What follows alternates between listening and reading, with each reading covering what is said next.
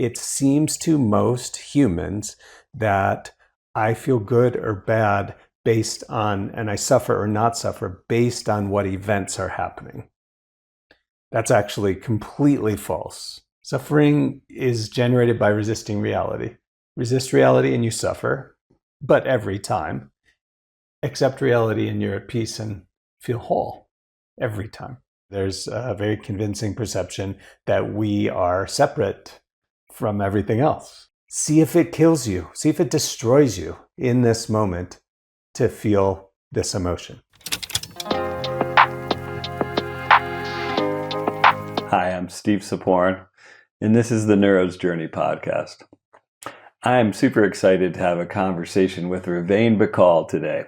He's a Boulder-based therapist and men's group coach who, for over 2 decades, has been holding space for men to step into clarity, purpose, and greater freedom. He helps us break out of stuck patterns through simple, direct, and practical tools you can understand and apply immediately. And you'll learn some of them in this interview. I've worked with him for a decade, and the results have been truly life-changing. And I've watched countless men radically shift, not because life got easier, but because they learned through his work to accept reality, work with it, and thrive through the inevitable ups and downs. So if you're ready to pause the autopilot and lean into the insight and the work of becoming the man that you're here to be, this conversation might just be the spark you need. And I'd truly appreciate it if you would like, subscribe, and follow along here. I'm really hoping to build a community of people on the path to healing and thriving, and your support would really mean a lot. All right, welcome to another episode of the Neuro's Journey podcast, and I'm very honored and blessed to have Reuvain Bacal as my guest today. And before we start, I just want to offer some thanks. Most of the things that have happened good in my life have been in some way responsible by my interaction with you. And I met you at a time that was extremely difficult for me when my family was falling apart, and started in your men's group and have been continued with that program for nearly 10 years. And that really is what started my path to growth. And so I'm so thankful to you. It really means a lot. And your work, I know, has not only affected me, but I see 9 other men, and I've seen their lives change over a decade, and every one of them is doing better. Every one of them has a relationship that they like. Almost all of them had a falling apart relationship when we all met. So I just want to give an opportunity for other people to get a little bit of your magic. Awesome. I'm honored, Steve. Thank you so much for having me here, and also just for the way, just how you keep telling me the way that I've helped and served your life, and it's just really rewarding and fulfilling to hear that from you. So I'm so happy to have made a positive impact. Thank you so much. Yeah. So let's get a little bit of your background. So how did you find your way into this work? The way I understand it, you mostly do men's work and couples counseling. And individual evolutionary coaching. Cool. So how did you get there? And then how has it changed over time as you've changed? Yeah. So I think ultimately I got there to what I'm doing by just early perceived voids in life, where the way I understand it is voids create values. So there were things that felt very painfully missing for me in my early life, that like contact, connection, understanding things, understanding myself. There was a lot of suffering, and so it created a value for understanding what's going on, for handling suffering, feeling okay, and handling relationships and how to relate, and then also a void around, I didn't have a strong masculine modeling in my life, in my early life, and so there became a void and a desire for that, and a search, a quest, I guess, around what is it to be a man, and what's masculinity, and how do I want to live as a man, and those things, and and then with relationship work, like how to do relationships in a healthy way. I didn't have that modeled in my family of origin either. So there was a lot to learn and a strong motivation of pain to learn it. Right. Yeah. It looks like you had a lot to work with. I had a lot to work with, and actually, that's a real benefit from the perspective of somebody who wants to grow, evolve, and learn how to be of deep benefit to others. Is to have a lot of material that's painful and disturbing. That it's like a grain of sand in the oyster that compels the oyster to start orienting around that and creating the pearl. And so I had that, as many healers do, is a lot of things to work on. Yeah, and one thing that I really appreciate about the way you work is you seem to bring in a lot of different modalities. So you obviously trained as a therapist. You trained at a Buddhist university here in town Naropa. So you have roots in Buddhism, in psychedelics, and Native American traditions. What most informs your worldview and how you help people thrive? Yeah, I think the number one thing that informs my worldview, I think, is Buddhist psychology, and yeah, the teachings of what life is and what we are, and how we generate suffering and how we handle suffering. Those from that Buddhist view, that's hugely central and instrumental to my worldview and how I work with people. And then that combined with somatic approaches to psychotherapy. And so the work is really very grounded in the body and cognition.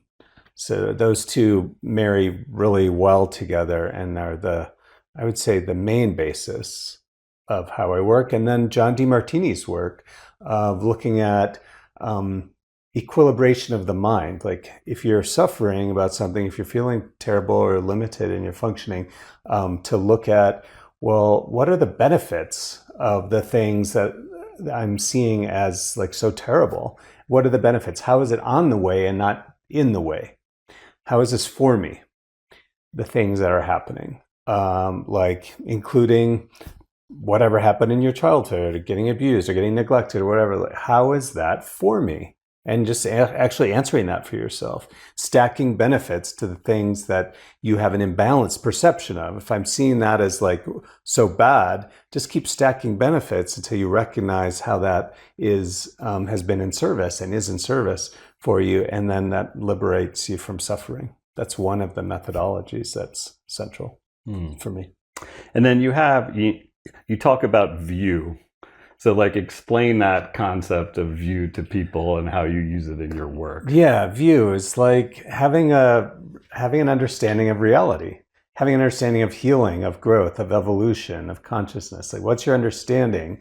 And that helps you know how to get where you want to go. Is to have a view. It's like having your map, your GPS of the terrain, and then you can decide, given how everything's laid out, what's the best way to get where I want to go? So I find it important to have a view of how suffering is created, how you get free of suffering, how things are handled, and then your tools and methods, or my tools and methods, flow from the view. And I like to have the people I'm working with have a good view also of what's going on here. Like a central or a deep view that I hold is that life is for us. It's not against us. It's for us. Life is trying to help us evolve and awaken all the time. And often it's through challenge, because we grow through, we wake up through challenge and not comfort generally. And so having a view like that is really helpful for when you get challenged, rather than having the view of like, God hates me, life's against me, I'm a terrible person. That's a really dysfunctional view to hold. And the view you hold matters. And so when you work with so many men, what do you see as people's view when they come into this before, like, while they're suffering? My experience of your groups is men are coming in at mostly, 70% of them are in some sort of crisis, divorce, Yeah. or whatnot. Others are just there to grow. But how do you see it? Is there a pattern of view that you see for newbies? Yeah, I'd say it's newbies, but it's also our culture. Um, the view of our culture and the newbies that show up is basically the things that don't feel good, the things that feel bad that are happening for me, like the divorce or the health problem or the whatever it is, or the lack of purpose, that's bad. And probably most people listening would probably generally concur, like, oh, those are bad things. So that's the view of the culture, and I'll get to how I see it instead, which I already said a little bit earlier. And that most people in our culture have a view, some kind of view of that, or belief that there's something wrong with them. There's something wrong with me. Number one, I should be different. What's happening should be different, and what's happening is wrong and bad, meaning the painful, disturbing, stressful, whatever parts are bad. And I think that's the general view. Mm. And my view is very different than that. Yeah. It's interesting because this is called the Neuro's Journey. And one of the reasons why is a big shift for me is when I just looked at my life as a journey, and, the hero's journey, that there are going to be difficult times and it's scary and you feel like you might die. And, but this is all kind of part of it. As Absolutely. opposed to, well, this is terrible. And, well, what can I learn from this situation? How can I grow from it? And another thing from men's groups that I've definitely learned just by observing 10 men for a decade is life is up and down sort of thing. Yeah. And when you're looking at yourself, maybe it's harder to see it. But as I see my brother Dave or Joaquin, oh, Dave's in a good spot. Oh, this is, and I don't feel like if Dave is in a bad time now that he's endlessly in a bad time. Like, no, like, this is a thing that's happening and he'll work it out. Yeah. And that's been a real benefit of the men's group work, just to see other people, because I think it's a little easier to just get yourself out of it and see patterns. Yeah. And I'd like to speak to that experience that most of us can probably relate to, the good time, bad time, good time, bad time. Well, first of all, even that languaging and that view is, oh, this is a good time, this is a bad time, is really more accurately probably is, this is a painful time and this is a, pleasant time, or this is a time that I prefer and this is a time that I don't prefer. And the way I understand it is that life and life events are always changing, and life is doing its thing. It's going all over the place. Coming together and dissolution, creation and destruction. It's like that's the nature of reality in our lives. But when we ride an emotional wave based on life's inherent changeability, malleability, then we're in trouble. Because then we're going to be just in and out of suffering a lot. So a better thing to do is to learn how to keep your emotional equilibrium and to keep making meaning of what's happening rather than opposing what's happening, resisting what's happening, having a story that it's bad, that it's wrong, that it should be different, that there's something wrong with me, and then riding an emotional roller coaster. We don't have to. Our emotions are not governed by the events of our lives, even though it seems like it's the events that make me feel bad. It's actually, that's not true. And this is a big kind of new concept for a lot of people. It seems to most humans that I feel good or bad based on, and I suffer or not suffer based on what events are happening. That's actually completely false. And some people watching and be like, what the hell are you talking about? No, of course it's true. Like, if bad things happen, I feel bad, Well, actually, the way I understand is events are just events. They have no bad or good. They have no value attached to them. They're just things are happening. But we have a human bias. I have a human bias.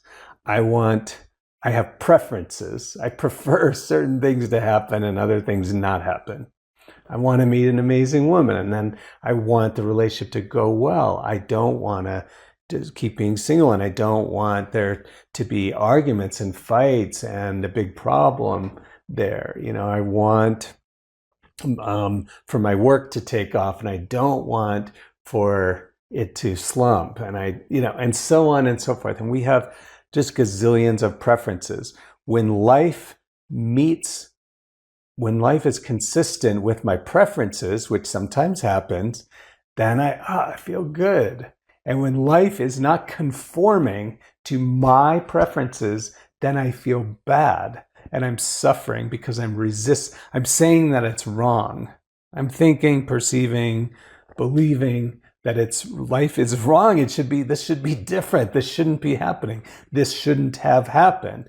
Okay, now I'm in a state of suffering. Suffering is generated by resisting reality. Resist reality and you suffer, but every time. Accept reality and you're at peace and feel whole every time. Right, yes. Do not resist reality. Do not know. You will be in trouble, meaning you will suffer. It's like banging your head against a brick wall every time and hoping for something different. Yeah, I think there is this sort of notion, there's this concept of happiness, and of course we all want to be happy, but that's a different kind of concept because you couldn't always have everything just how you want it and be happy in the sense that I think most people know it. I think there's a different kind of happiness available that says even when there's difficult times, this is actually good for me. Yeah, an unconditional happy. Yeah. Not a happy that's just responding to favorable circumstances.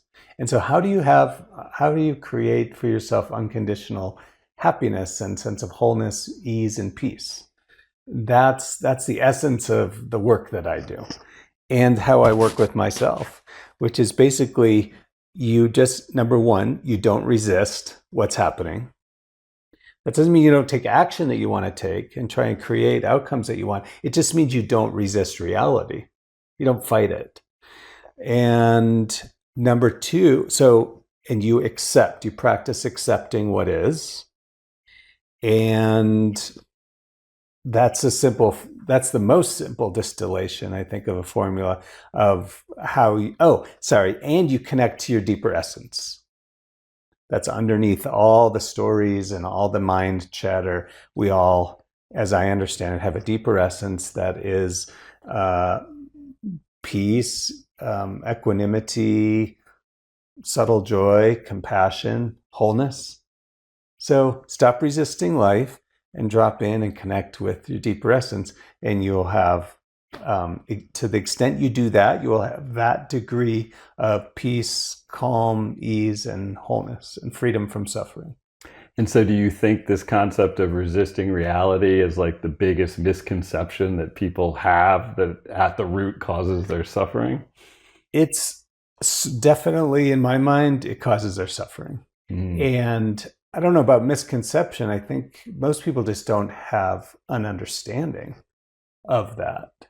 A deep understanding, and B, a practice of how, okay, so I read this or I heard this idea, stop resisting reality, but how do I do that?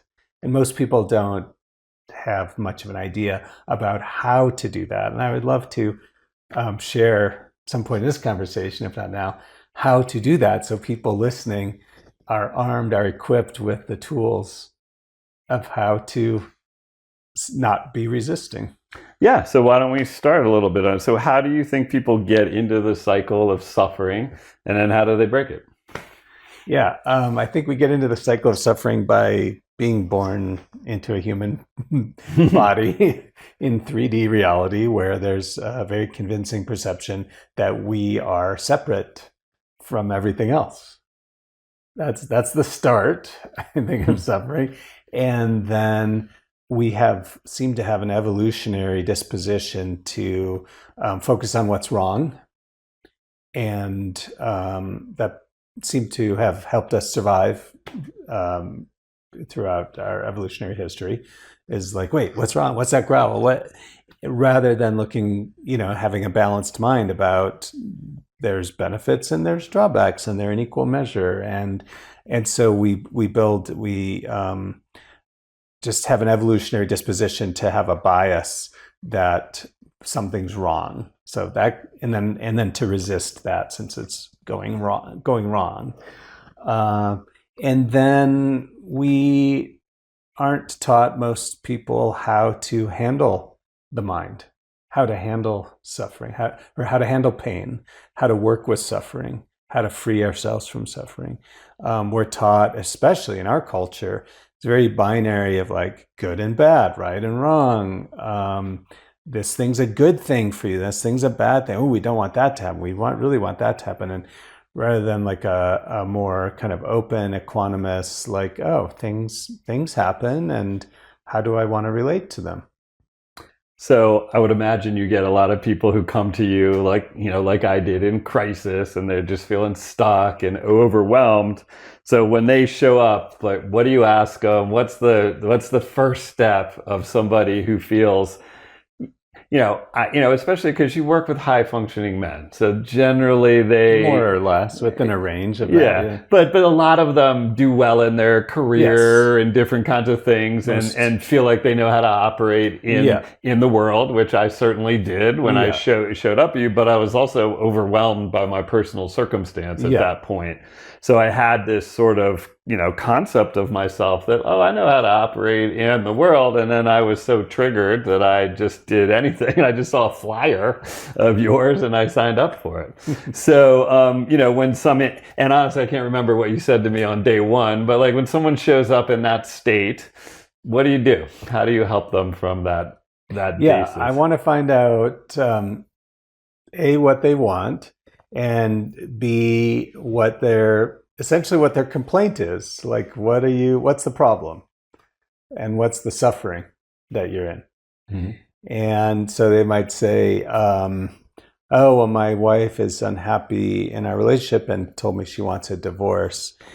And they're very upset. And I say, okay. And so acknowledging, or when that's happening, or acknowledging that, or talking about it right now, what do you notice in your body? I bring people down to, I want to know, what is your experience that you want to change? And the experience they want to change is largely what they're feeling. Sometimes people want to change their circumstances also, but people mostly come in and they're feeling a way that they really don't like feeling, and I want to help them identify that immediately. So they're feeling empty or meaninglessness or deep grief and sorrow or worthless, shameful, inadequate, unlovable, sad, lonely, angry, whatever it is. And then, so I help them by going in the body, by tracking sensation in the body, and then labeling those sensations with an emotion label. Like, okay, so you're feeling, let's say, worthless and inadequate, and you really don't want to feel that. Is that right? And they're like, yes. Okay, so your goal really is to not be feeling that and be feeling okay. Yes, that's what I want. Okay. So now we know what's happening emotionally, what the goal is, and then I know how to get there. Hmm. And the how to get there is working how to metabolize disturbing emotions in the body. I'm going to say that again. How do you metabolize disturbing emotions that you're feeling, like feeling worthless or inadequate?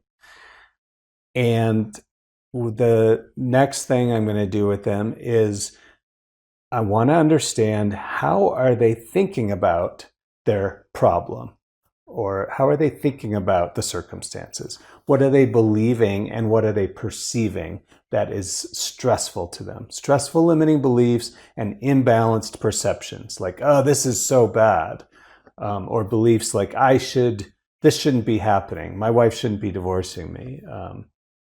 Things like that. So I'm assessing their disturbing feelings that they want to change, and assessing what are their beliefs and their perceptions that are generating suffering for them.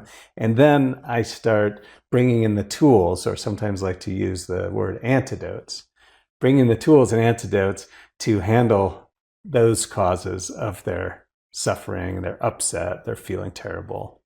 So I think, for a lot of people, metabolizing emotions sounds like something that they might not have a handle on. So what's the tool for that? When Yeah. I'm metabolizing an emotion, what are you directing me to specifically do? Yeah, it's actually so simple. In fact, all of this stuff is so simple, and I want people to understand that. I want people to have the simple, effective, easy to use tools and apply them so you can feel good and not suffer. Okay, so here's the best tool I found for quickly, effectively metabolizing, meaning neutralizing or handling disturbing emotions that you're feeling. There's a 3-step process that I like, but very simple. I call this the method. The method for metabolizing disturbing emotions. Number 1, what am I feeling? Just ask yourself that and check. And the place to check is your body, because the body, emotions are always broadcasting themselves through the body and sensation in the body. So if you want to know what you're feeling, just check your body and look for sensation. So that's step number 1. What am I feeling? And you check your body and you answer the question. You find sensation. You're like, what emotion is that? Oh, I feel worthless, or I feel shameful, whatever it is. And you just name it. That's step 1. And usually you'll find that name it to tame it is happening. Where as soon as you name it, oftentimes, not always, but oftentimes you feel a little bit better already. There's meaning more relaxation in your system. Things loosen up. It's like, yeah, I'm feeling worthless. Step 2, see if it kills you. See if it destroys you in this moment to feel this emotion. Going with the example of worthless. Let me check. Okay, I feel worthless right now. Does it kill me? I'm now going to check my body again.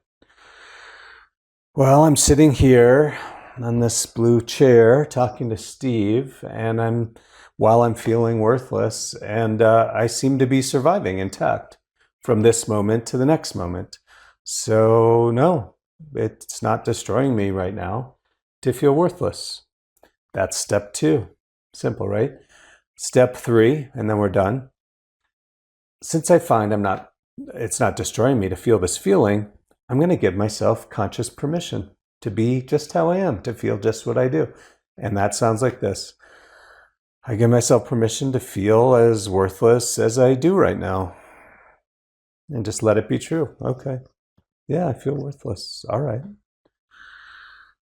And then see what you notice. How does your body respond to that? I think most people will find that you feel somewhat more calm, more relaxed, less tension, more at ease, more peace. And simply what we're doing, the reason why this methodology works is because it's just a way to accept what is and stop struggling, stop fighting it.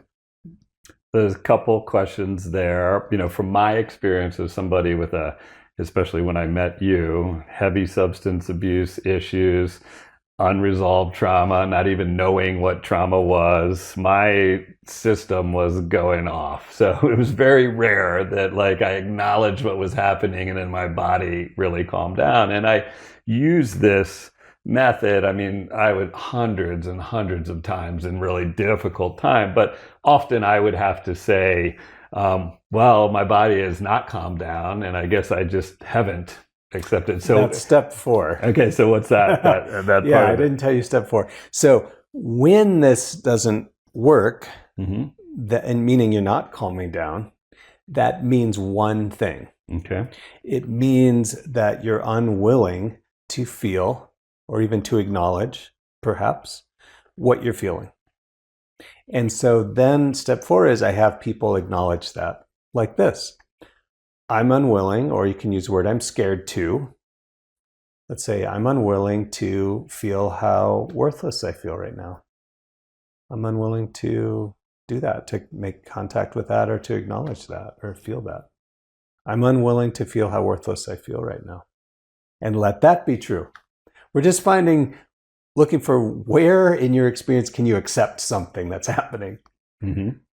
Okay, you can't accept that. You can't accept the feelings of worthlessness. That's okay. Can you accept that you're unwilling to feel it? Or can you accept that you're scared to feel this feeling right now?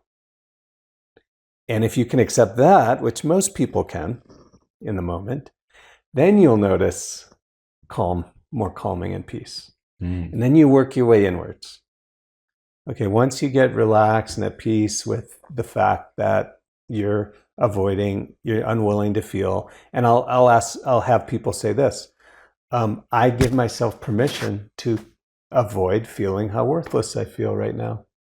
It's like, it's okay, Reuvain, you get to avoid that feeling. I'm sure there's a good reason for that, why you would avoid it. That's essentially what I'm kind of communicating to myself. I give myself permission to avoid feeling how worthless I feel. And then, I'm saying I get to be just how I am and not fight it. That's why we relax, because the resistance stops. And it's slowly building in this acknowledgement of reality. Whether or not it changes in the way that I want. Yeah. Oh, well, I've learned, and I would say, when I met you, having words like nuance in what my feelings were was very difficult for me, because I had sort of almost what it felt like a binary system, right? Mm-hmm. Fired up or not. So it was either fired up, and that was all this fear and traumatic stuff going on and running that program. And when it wasn't, I was just like, this is fucking great. Like, so it was just like an A or B thing. And I didn't know the concept really that feelings, maybe joy or sorrow or worthlessness are words that we're attaching to physical sensations in our body. Mm-hmm. So, and I had a lot of physical sensations, but I never really was like, those are feelings. I just thought, well, I just feel bad inside, know? And so over time, that was a really powerful sort of thing for me. And I love the fact that you give somebody the out to be like, I'm just not willing to do it, because it's like, okay, well, I know I'm feeling bad. I'm clearly not willing to like feel like a bad person right now. I'm just not willing to do it, but I knew it happened. And I acknowledged it, and then I stopped. And so what is the meaning or the purpose of saying it's not killing me right now? Yeah, good question. Okay, the reason why we do that, and the reason why it's important, is because when we're little, picture a 2-year-old toddler, and let's say he's being shamed very roughly by his parent, and then that toddler's going to feel a lot of shame in that moment. But a young person like that doesn't have the ego structure and the capacity to metabolize that, to handle that. I do as an adult. That little guy doesn't. And so there's a perception, the way I understand it is there's a perception in the child, in the being, that this will overwhelm and destroy me, this feeling of shame or worthlessness or inadequacy or sadness or anger or fear, whatever it is. There's a perception, which becomes a survival belief, that if I feel that, it's going to destroy me. Picture a 2-year-old child sitting on the beach, and then there's a tsunami rising and just swallows him up.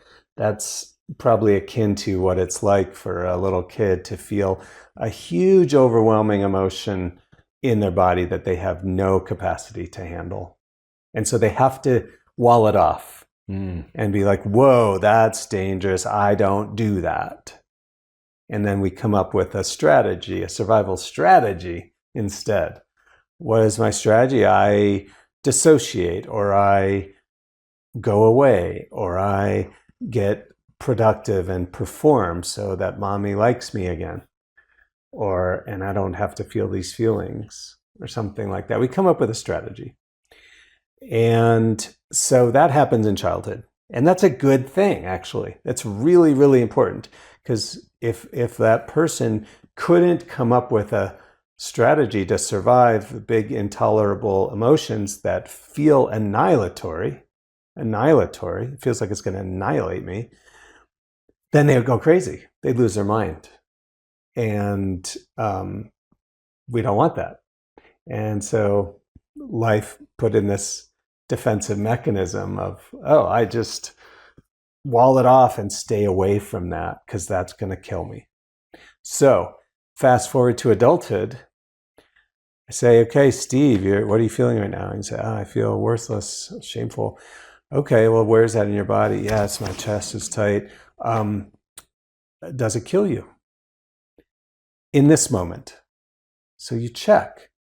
It helps you, your brain recognize, oh, I'm not. It takes you out of your survival story from childhood. It puts you into the present moment where you're a big mammal, a big primate who's an adult with a lot of capacities to handle things. And you check, does it destroy me in this moment right now to feel worthless? You check, no, my heart's beating, I'm surviving. No, it doesn't destroy me. I can feel, so you learn and build a neural pathway that I can feel this emotion or these emotions and survive. And not only survive, but I'm fine. And not only fine, but when I acknowledge that I'm feeling this, I actually feel better. That's why we do that stuff. And it's really brain training. The more I learn about the brain, you have neural pathways that you set up. And it's interesting because what you say, I think that, the Buddha and many people say you can't get out of this life without suffering, right? And the setup is your brain isn't evolved enough before age 7 or 8 to even deal with those overwhelming feelings. Yeah. So you're necessarily going to have them, and you're not going to have the part of your brain that's evolved enough to be like, no, it's actually workable and we can get out of it. So everybody has this setup where they have these overwhelming feelings, and basically what you're doing is you're helping people retrain their brain to say, okay, that's not killing me right now, and that's just a little neurons firing. And I know as someone who had to do this hundreds of times, I was going through really intense stuff. I mean, my ex-wife was, in rehab and was missing, and I was with the kids, and all these things were happening, and I was just laying in my bed doing this all the time, and it doesn't work like instantly. But over time, you start to see that there's just like a little lessening of things. So that's kind of, I would say of a 3-pronged stool, the way that I understand your tools. That's kind of one of them. So what would be like the second part of the stool? Yeah, before we get to that, I would say it often does work instantly. Meaning, that doesn't mean that it suddenly all your problems are gone, but meaning that often instantly we can feel some relaxation in the system instantly. But it, like any tool, it takes practice to know how to use it, be able to use it skillfully and on demand. And and I would say for me, I'm filtering this through my personal experience, and my nervous system was very attuned towards fear and threat.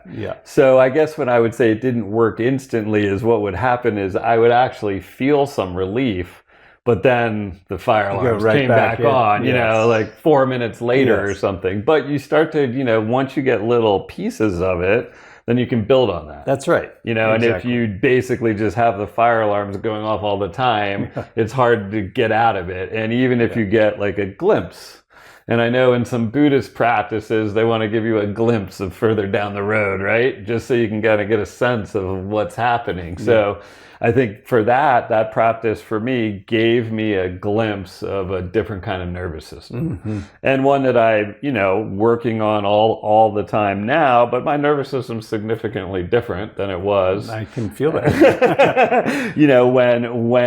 When we first met, and these things work. You used to be very, just have a very anxious nervous system, and it was really palpable being around you. There was just like so much anxiety that I perceived in there. And now I don't experience that in you. You've really done the work, and it shows in that your very being.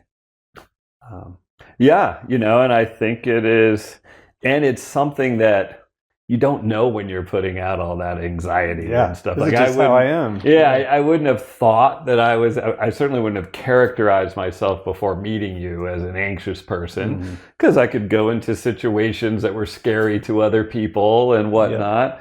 But people are more drawn to this kind of nervous system. they are. That, Yeah, they're and it feels good. people relax around Yeah, you, your children, your partner, like everybody gets more calm, and you can help other people calm down yeah, by putting that sort of vibe out there. So absolutely. it's really important, especially, there's a lot of people who would watch this who've had trauma. You can get out of it, you can change your nervous system, and you can have a different life. And you You're a can. perfect example. Well, thank you very much. I mean, I feel really blessed that that's happened, and that's why I'm doing this, to just communicate. There's nothing special about me. Yeah, I mean, I feel fortunate that life put me in places where I got access to awesome people. yeah, Everybody doesn't have that. But there's no magic to it. It's doing it and yeah, wanting it and continuing down the road. And hopefully yeah, these kinds of talks will give people tools and opportunities to do that. absolutely. So I want to answer your question Mm-hmm. that you asked. So, what's another methodology Mm-hmm. in my three-legged stool of how to handle suffering? Mm-hmm. Okay. So another methodology is, and this is the work of Byron Katie, to identify your stressful limiting beliefs. That's just the first step. Identify and then neutralize your stressful limiting beliefs.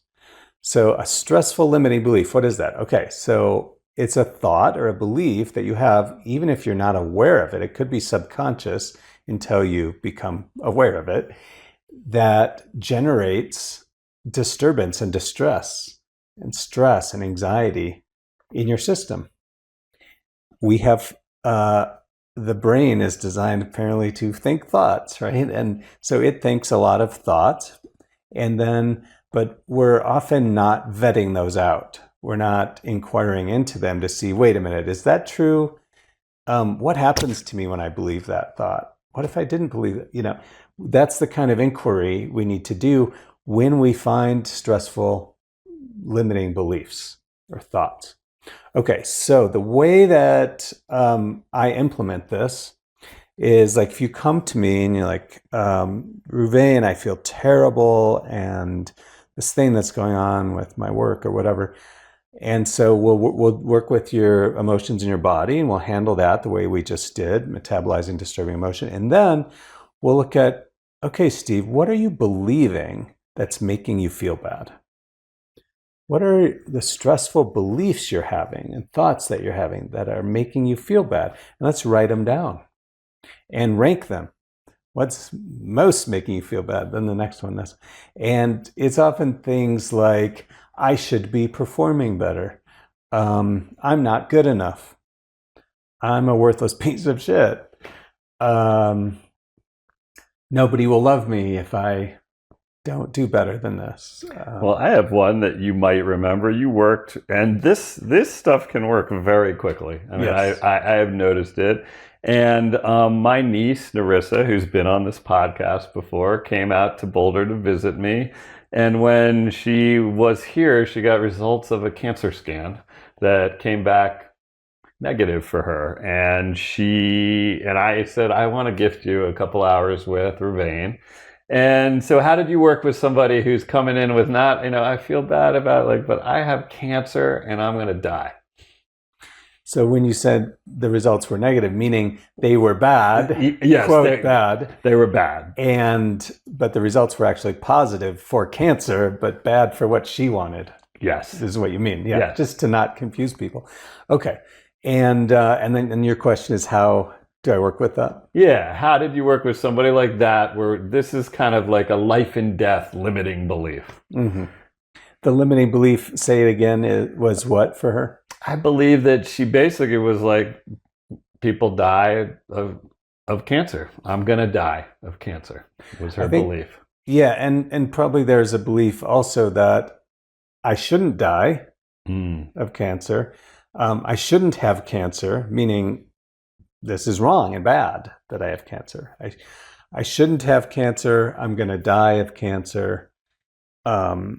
And so it's like, okay, those beliefs, even though probably all of us would acknowledge that, like, of course somebody believes that and feels upset about having cancer, like that's a hard one. And at the same time, we need to question the beliefs that are going on here, because what's arguable and what's not arguable. What's not arguable is the test said I have cancer. They can't argue with that. That's just is what it is. But if you're really upset about it, or Narissa, let's say, is really upset about it, that means she thinks it shouldn't be happening and has stressful beliefs about it, because even cancer is just something that's happening. It's a very high level to live that way. I'm not saying I live that way in that consciousness all the time where I don't get upset about things. No, I get upset about things too. But this is my practice. This is my view and my practice. And by having the right view, a good view, and doing the practice and a lot with disturbing life events, you start to hold things with a lighter touch and suffer less and feel better more. Okay. So I would say, let's say you're her. I'd say, so what are you believing about this? Well, yeah, that I shouldn't, it's bad that I shouldn't have cancer, and that I'm going to die. Okay, well, let's take those one at a time. I shouldn't have cancer. Now we're going to run that through 4 questions and a turnaround. I shouldn't have cancer. Is it true? And the person might say, yeah, of course it's true. I shouldn't have cancer. Okay. When you believe the thought, no, next question is, can you absolutely know with total omniscience, with divine omniscience, that the belief, I shouldn't have cancer? Can you absolutely know that it's true, I shouldn't have cancer? Well, seems like it's true. I shouldn't have cancer. Okay. Question 3. When you believe this thought, I shouldn't have cancer, what happens? How are you impacted by that thought? Well, when I believe the thought, I shouldn't have cancer, I feel terrible. I'm really stressed. I'm really anxious. I feel like life is against me. God is punishing me. I don't want to talk to anybody. I feel like a victim. And I get really stressed when I believe that thought. And then I emphasize, do you recognize that all that suffering and disturbance you just named is not because you have cancer? It's because you believe that you shouldn't have cancer. The thought activates the disturbance. And I want everybody to get that. It might take a minute to grok that. Our stressful thought activates the disturbance, the suffering, not the events. And it's easy to prove that. Easy way to prove that is, let's say you and I both experience the same event. And you're like, maybe it was a lightning strike nearby. And you're like, wow, that was super cool. I love that. And I'm like, I'm traumatized. Lightning killed my dad, and now this is terrible. Lightning struck. And so you see, if two people can have the same experience, two people can have a very different emotional experience of the same event, then it's arbitrary, it's subjective. Based on all my conditioning, I'm psychologically, we're the sum of our lived experiences, psychologically, not spiritually, but psychologically. I'm the sum of my lived experiences, and so are you, the sum of your lived experiences, and we have different lived experiences. No two people have the same lived experiences exactly. And so I'm going to react to things based on my lived experiences. And I'm going to say, I have cancer. This is terrible. Maybe for somebody else, it's not terrible. What if it's somebody who actually wanted to die? They'd be like, this is awesome. I don't have to wait for death any longer or kill myself. Like I've got cancer and it's going to handle it for me. I mean, it's a strange example, but it just proves a point. It's like how you look at the thing, what you believe about the thing that's happening determines and determines how much you're going to suffer about it. Okay, so then I'd ask, all right, if you never again believed this thought, I shouldn't have cancer. If you never again believed the thought, I shouldn't have cancer, how would you be? What would you be? If I never again believed that I shouldn't have cancer, I guess I just feel kind of curious and relaxed and I'd have more equanimity. It's like, oh, I have cancer, huh? I'd feel less stressed and I'd feel less like life is against me and God's punishing me if I didn't believe that I shouldn't have cancer. Oh, okay. Is that how you'd like to be? More like that? Yeah. Like to live in peace, more in peace. Okay. And then we do the turnaround. This is the last step. You take your original belief, I shouldn't have cancer, and you turn it around by changing the negation. So I shouldn't have cancer becomes I should have cancer. This is just for an inquiry. This is just for the purposes of inquiry. I should have cancer. Okay. And then I'll say, because you should have cancer, I should have cancer because, give me some supports for that new statement. I should have cancer. And usually with something like cancer, somebody would be like, I shouldn't have cancer. There's no reason I should. I'm like, look again. Okay, I should have cancer because I smoked 3 packs of cigarettes every day for most of my life. I should have cancer because there's a 40% incidence, I'm just making that up, of cancer in our society. And so some of us, almost half of us get cancer. So I guess I should, because I'm part of this society. I should have cancer because, I have it in my genetic profile.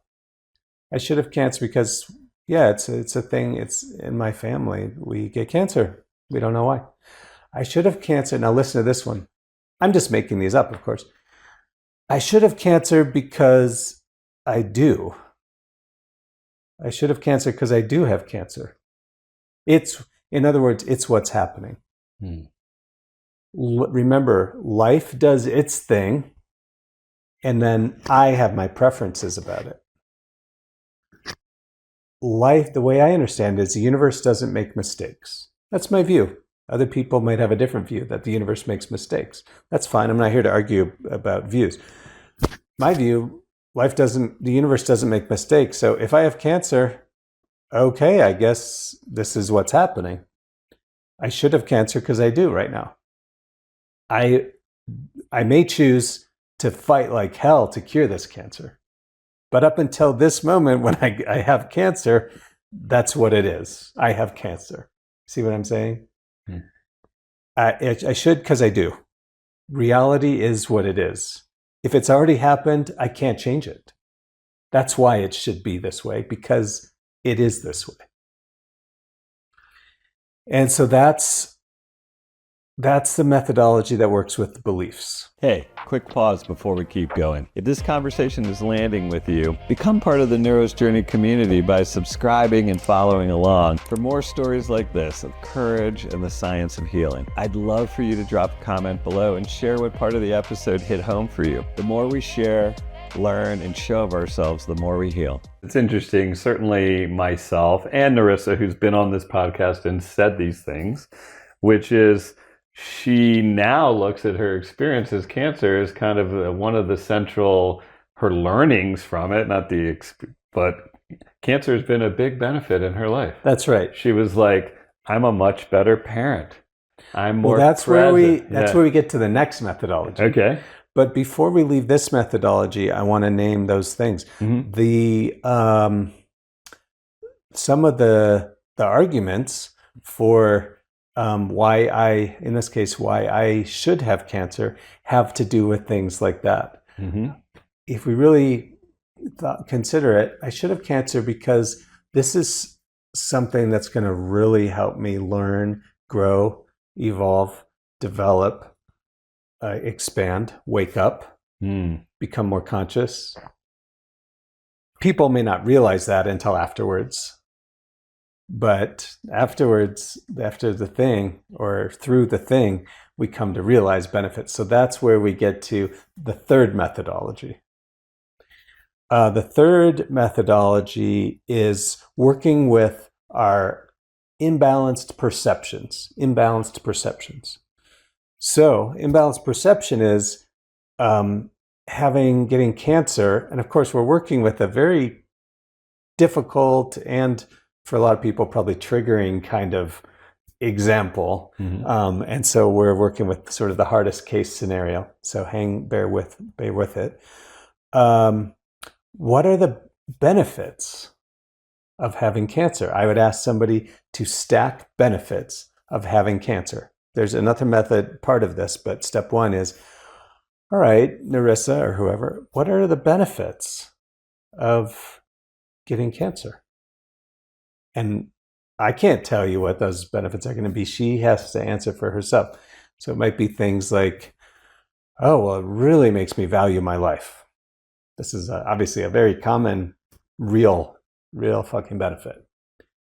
It makes me recognize how precious every single moment of my life is since I got that diagnosis. I'm living with fully here, fully awake, fully grateful for every moment because I know that this won't last forever. I have cancer. I may die soon. That's a huge benefit. Okay, what other benefits of you having cancer? Well, ever since I got my diagnosis, my friends and family and community are just circling around me and just showering me with love and support and connection. And it feels so good. It helps me realize how loved I am. Wow, that's awesome. Beautiful. Yeah, and before I was feeling so disconnected and not really loved and cared about and not really held in community. And now actually I am. I never really thought about that. Okay. Other benefits of getting cancer. Well, I'm learning so much about cancer and the body and nutrition and health. And and how to work with my psychology, my mind and emotions, and spending more time in nature and using my time in ways that are really valuable and not just like zoning out on the screen. And it's so interesting. And all the things I'm learning, I'm sharing with the people around me, and they're really benefiting by that, of how to live healthier and appreciate life and be grateful. Oh, and another benefit, I started a gratitude practice. Now every morning I spend a half hour in prayer and gratitude. And it makes me feel so whole and so good. I'm sharing that with my children, and they're learning about gratitude practice. Oh, wow. What other benefits? So you see, we could keep going and going. All right. And then we do the corollary to that. What would be the drawbacks if you didn't get cancer? What would be the drawbacks of not having cancer right now? Oh, well, I'd still be wasting my time, not being grateful, zoning out on screens, not having my community around me and just feeling lonely, isolated, disconnected. I wouldn't have learned all the things that I've learned about health, nutrition, positive attitude, emotions, working with the mind. I wouldn't have met all these amazing people at the Cancer Center who I really love and enjoy. My heart would be more closed because this has really opened and humbled me. And those are a few drawbacks if I didn't get cancer. You see, we could keep going with that too. And then I'll say, like, okay, just take some breaths and just feel that. Just notice what that's like in you. You came in so upset that you have cancer, very distraught about it. How do you feel now? And then it's like, there's a lot more peace. There's a lot more gratitude. It might even be like, wow, this might sound strange and funny, but I'm actually really grateful that this happened for me. I got to experience this. Huh, that's beautiful. That's what often happens. And when somebody, that's what we're talking about here, is the mind, their mind getting balanced. We can use the word equilibrated. Their mind getting balanced in equanimity. That it's not worse that I have cancer. It's not better. It just is.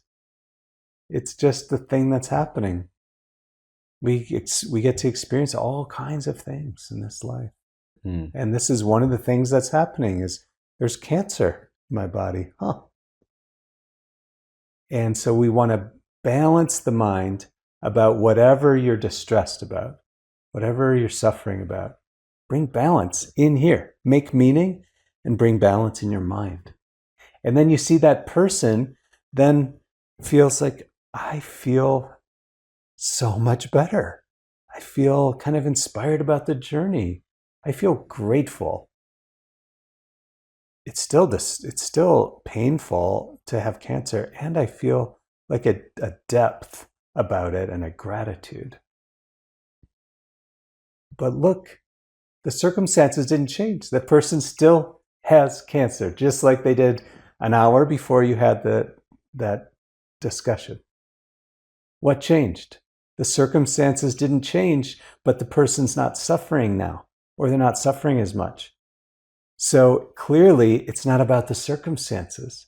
It's about our view and perception and reaction and beliefs about the circumstances. That's what brings us peace. We're never, and I want to make an important point here, we are never, ever going to get the circumstances of our lives out there to perfectly align with my desires and preferences in a way that keeps me from, that keeps me happy and keeps me from suffering. Trying to always manipulate and control and rearrange circumstances, you will never succeed at that. You could get one thing for a little bit. It's like, I've always wanted a BMW, and I knew that if I get a BMW, I'll be happy. And you can get that BMW. And for a moment, it's like, I did it. I got it. I'm happy now. Until like an hour later, that's not the source of your happiness anymore. And it's like, oh, yeah, it's just a car now. Or, well, now my wife's upset about me for something, and actually having the BMW doesn't handle it. It's like, oh, now I got to race over there and change and fix that circumstance. Oh, but now there's another problem over here. Now it's a financial thing, and now my body's getting older, and what do I do about, always anxiously, fearfully running around trying to manipulate all the circumstances and pull all those strings and levers to get life to do what I want it to do so I feel okay. That does not work. I hope we can all recognize the futility of that. But that's how we all are organized. That's our perception of like, oh, I'm feeling bad. I'm going to go out and do something out there. So what I like to say is, there's nothing out there for you. There's nothing out there. By which, what do I mean? I don't mean there aren't experiences to have and cool stuff and beautiful things to do and experience and see. What I mean is, there's nothing out there that is going to resolve human suffering for you. There's nothing out there that is going to give you lasting peace and wholeness. Nothing. Period. You might as well stop trying right now. It's never, ever going to work. So then how do we get lasting peace and wholeness? Because this is possible, and we see people around us, or we've had moments ourselves of feeling peace and wholeness. So how does one experience peace and wholeness and build increasing stability in peace and wholeness? How do we do that?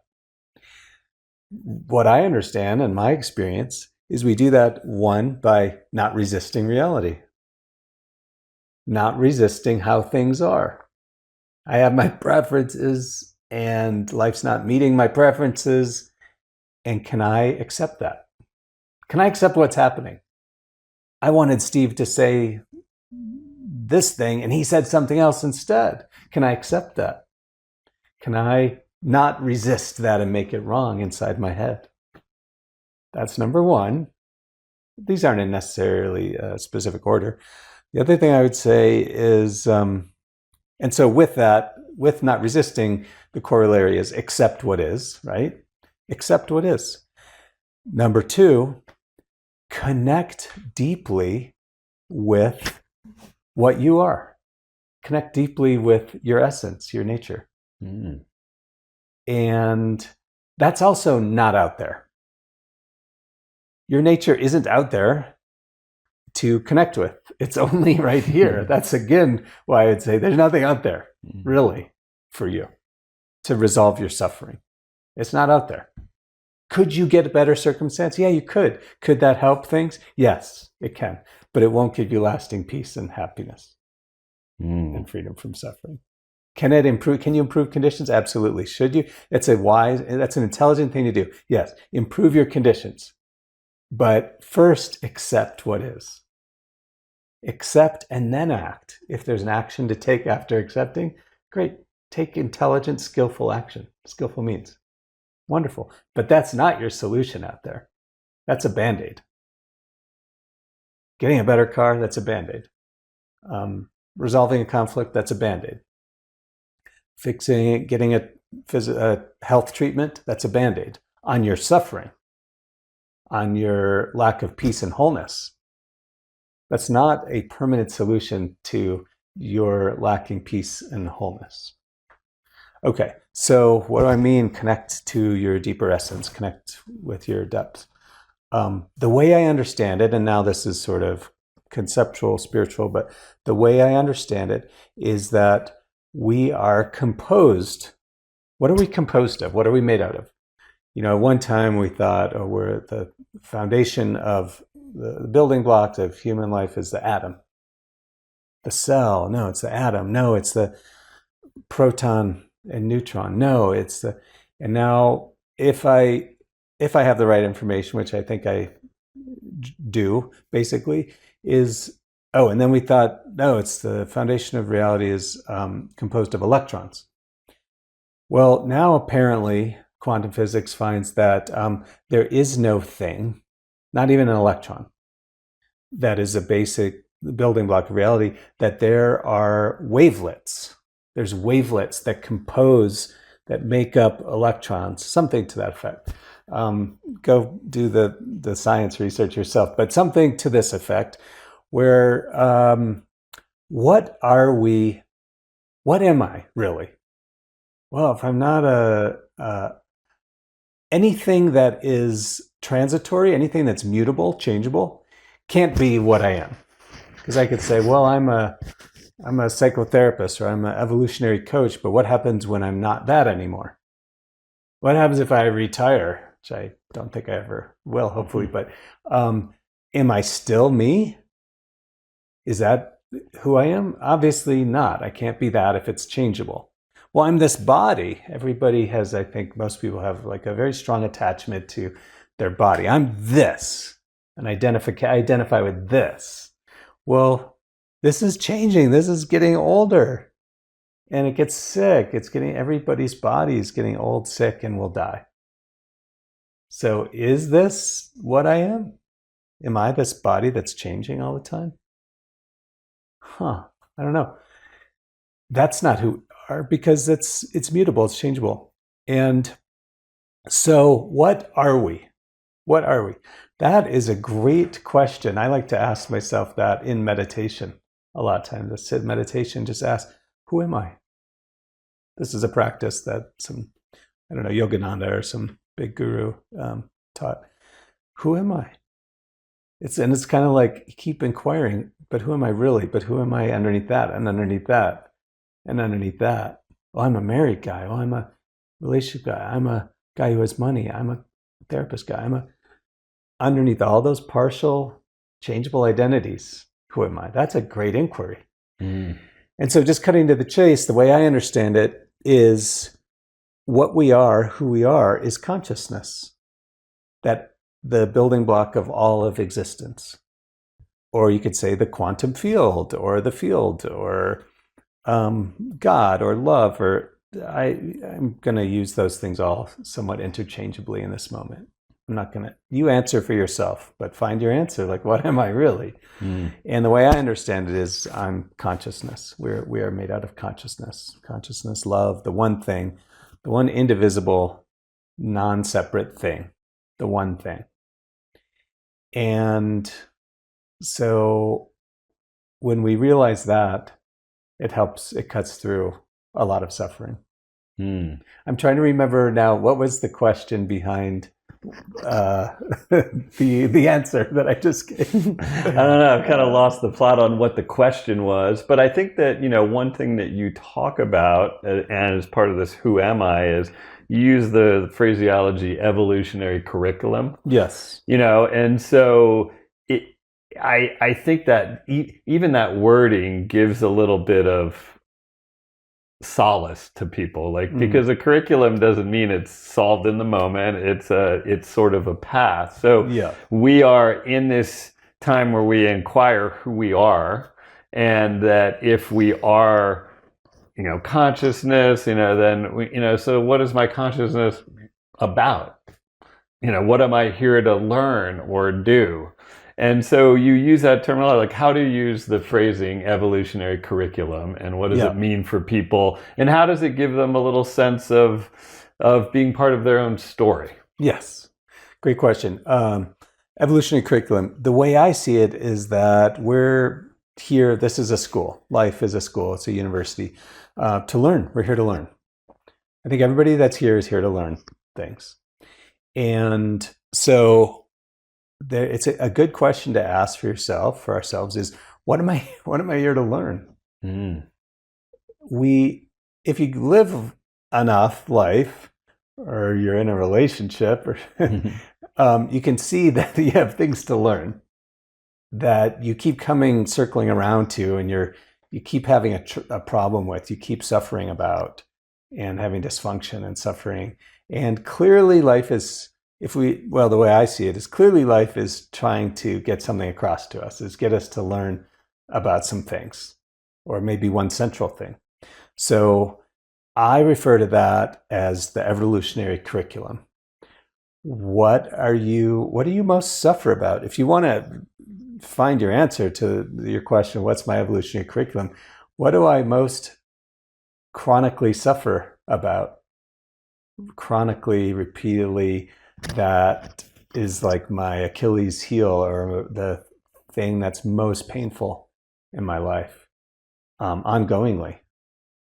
Or is this deep sense of disconnection and aloneness, or this deep belief that don't have value and I'm not important, I'm worthless, inadequate, or I'm plagued with shame and I can't kick it, and I tried everything and I became addicted, and to handle shame.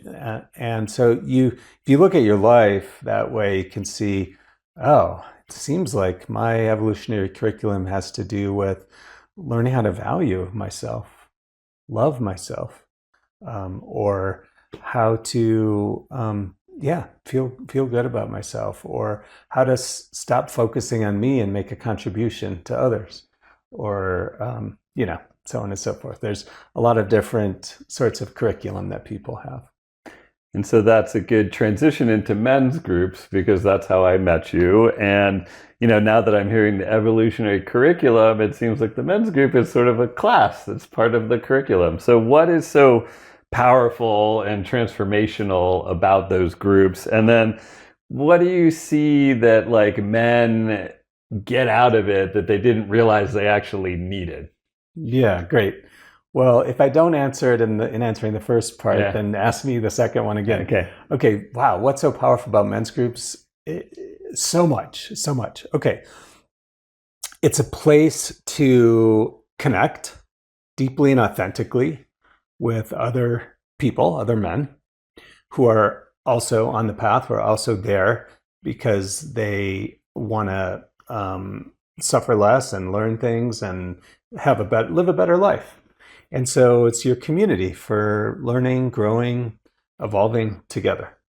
And that helps in making progress.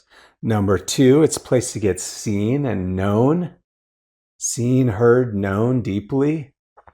Um, and a lot of people don't have that so much in their life to get really deeply known and appreciated and valued and held by others. It's a place to get challenged. It's a place to have your blind spots identified because it's the water I swim in around my blind spots, my shadow. And it's hard for me to see it because it's the water I swim in. But I like to do this, hold up a hand behind my head. And it's like, I can't see this because in my blind spot, it's like when you're driving, there's a blind spot, but you can see it. And you can say, hey, Reuvain, check that out. And I'm like, what? I don't see anything. You're like, dude, pull your arm down and look at it. Oh, fuck. That's how you're being, Reuvain. That's how you're showing up in the world. That's how you're impacting people. This is what's going on.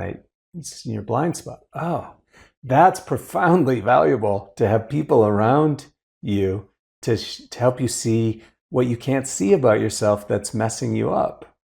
Or help you see about yourself what you don't appreciate that other people do. Your brilliance, your genius, your superpowers, your greatest gifts. What's awesome about you? A lot of times guys aren't good at recognizing what's good about them. Mm. When we do an exercise in group where I say, with one other guy, talk for 10 minutes about what you love and appreciate about yourself. It's like, guys are like, that's so hard. When I ask them to talk about what you dislike about yourself or what's bad about you or your limitations and your problems, what's wrong with you, they'll just go and go and go. I don't want to let them talk that long about that because they'll overdo it. What else is helpful and valuable about men's group? It's a place to learn. It's a learning laboratory to practice, model, try on, learn in a safe container, new ways of being. Try it on, new way. Oh, I see that guy's handling the same situation I have in a better way that works. Ooh, I want to try that way on. And then you try on new ways of being that get modeled from other people. And then you can get feedback. It's also a place, I mentioned challenge, but I didn't talk about it. To get challenged, like, okay, you're doing this thing. I want to challenge you to go home and talk to your wife in a different way. I want to challenge you you complain about being overweight or unhealthy and not exercise. I challenge you to exercise for 10 minutes or 5 minutes a day, whatever, or a fucking hour a day, like wherever the guy's at. Give challenges that help us grow and get unstuck. So guys are there to help us get unstuck. Other benefits, accountability. People usually need accountability to operate at their best functioning. It's like, well, I say I'm going to do the thing, but then if I'm not accountable to anybody, maybe I'll just flake on it and not do the thing. But if you say, Reuvain, you said you're going to do something, you said you're going to make your relationship better this week. Well, what are you going to do? Oh, well, okay, I commit to taking my wife on a date. All right. And then, so next week comes, I come back and you hold me accountable. The group holds me accountable. So Reuvain, how did your date go? Did you go on a date? Oh, well, actually, no. And then you're like, dude, why not? What's going on here? Oh, well, I kind of forgot about it. Or I got busy here. And and then you might say, well, how's that going for you, Reuvain? How's that going for your relationship that you were complaining about last week? Oh, well, shitty. My wife's just feels so unloved by me and unappreciated, and just complains that we don't spend time together. Okay, well, you obviously needed to do the thing you committed to and be held accountable. And so now you might say, okay, Reuvain, well, what would you like to recommit to that and show up next week having gone out with your wife so that you have a better marriage? Mm. And we're all there looking at you, and it's like, oh, fuck. So now you're accountable not just to yourself, you're accountable to all these guys to do the good thing for your life. That is hugely helpful.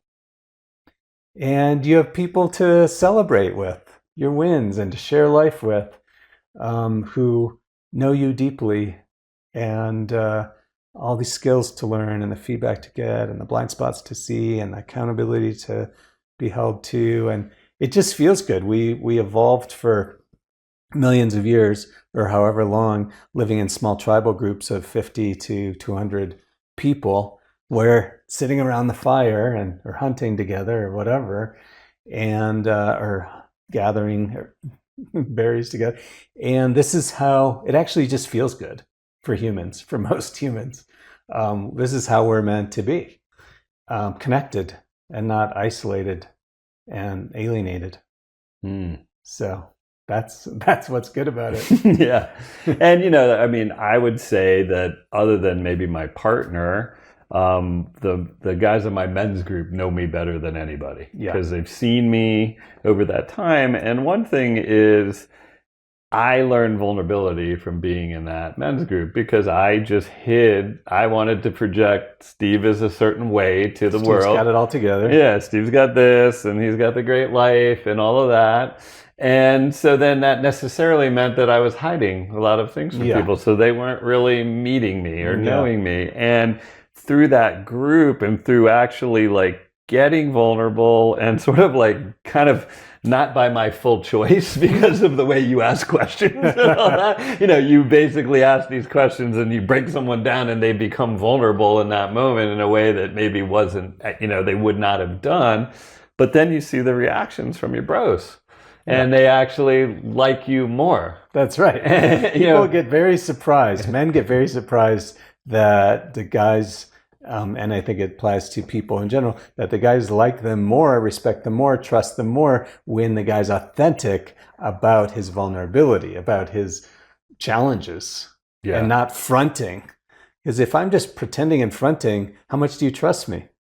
Everybody can feel that to some degree. And if I'm like, well, actually, to tell you the truth, I'm really struggling with this thing, then it's like breaks down the barriers and the walls, and you trust me because I'm telling you a hard truth and I'm not fronting anymore, Yeah. And so when you see that, so the vulnerability happens, how do you encourage it in men that it's, men typically don't come in vulnerable, most of them, I would say. How do you encourage that in group? Yeah, well, I encourage vulnerability by, one, setting right from the first night of groups, setting up, creating experiences with each other that help guys feel safe, relaxed, and connected. So things like we'll do a paired exercise where there's a sentence stem of, if you really knew me, you'd know that. And then you just keep answering that. If you really knew me, you'd know that, well, actually, my marriage is struggling. If you really knew me, you'd know that I feel challenged about my finances. If you really knew me, you know that it's really hard for me to be here. And it's hard for me to connect with men. And I feel really anxious right now. If you really knew, and all that. And then you switch.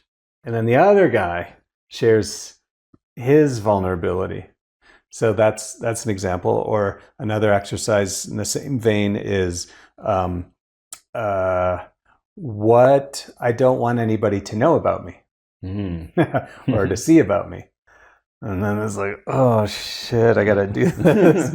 What I don't want anybody to know about me is that I'm just feeling really depressed lately, or I have a problem with alcohol, or I have a sex addiction, or I watch porn too much, or I don't get along with my kids, or I I feel lost. I don't know what to do with my life, whatever.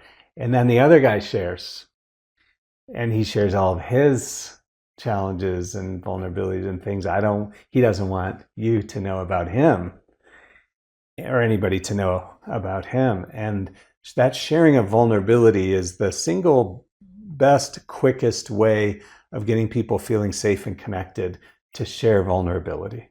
Yeah, those exercises. Those really just help it. exercises. And then we get back to the whole group, and then it's like, what came up for you guys? What did you notice? What did you learn? And guys start sharing, and it's like, oh, I had that same experience. That was really vulnerable for me, but actually it feels better. And you start building a culture and a container where people are learning that actually it works better, it feels better. Ultimately, you function better when you're real, authentic, you share your vulnerability with appropriate people, and people like you more, trust you more, want to connect with you more. You feel more connected, less alone, less alienated. And it's you just learn, like, oh, I prefer living like this. Yeah, and I think that mention about being alone, there's just senses like I'm not in this alone. Yeah. And that my experience isn't so different than other people's. That's right. It normalizes men's group normalizes your experience. Everybody that I know, that I can think of, has some kinds of experience or experiences where they just feel like there's something wrong with them, they're not okay, they shouldn't be having this experience. If people knew, blah, blah, blah. And in fact, we find in group that we have way more in common than not in common. Everybody experiences the full range of human emotions, even if you shove them down, you're not aware of them. Everybody at times feels sad, scared, alone, anxious, angry, some version of not okay with themselves, whether that's shame or inadequacy or worthlessness or something like that. Everybody does. Everybody has challenges sometimes in relationship, because relationship's hard. Guess what? And so the more these things are shared, everything gets normalized. It's like, oh, I'm not so fucked up or bad or wrong after all. Everybody here deals with some version of this thing. So it's very normalizing, and that is a relief and relaxes everything. And it's just a great resource in the face of the challenges of life. Yeah, and it's interesting as I think about it, what happened with me was, so then I felt I wasn't alone, and I was kind of in this, and I got my bros, and then as life shifted more, it starts to expand outward into just all people. Like, we're all in this together. That's like, right. When you see that person acting a certain way that you find really disturbing or lame or whatever it is, you could be like, well, maybe his mom died yesterday. Yeah. Maybe this happened. And so it's not just seeing the bad things, but when you see somebody that looks like their life is all together, yeah, their life is not fully together. That's right. Because every single person that you've actually met with and talked and gone deep with, you find that there's parts of their life that aren't going great. Every single person. That's something you learn as a coach and a therapist for 25 years. The people out there, the community members or whatever, who seem like they have it all together and they're perfectly integrated. I've never met anybody that's totally integrated. Everybody's got some stuff that they're working with and working out and working through. Nobody's all the way there. And so it's very humanizing and normalizing to recognize that. So one of the transformational things that you do in the group, and for me, is you often have men say out loud things. You give them some questions and try on for side saying this or that. And so what's the purpose of the actually saying out loud? And men, it is very odd, because you'll be like, well, say this. blah, blah, blah. Say, I don't feel worthy of love, so I undermine all my relationships. And they will change it. And then you'd be like, well, we'll actually say those words, Yeah. and sometimes it gets frustrating to hear, but there's definitely resistance in some of Yeah. the things that you say. So why are you having them specifically say it out loud? Very simple. I have people acknowledge out loud things that they are experiencing subconsciously, Mm.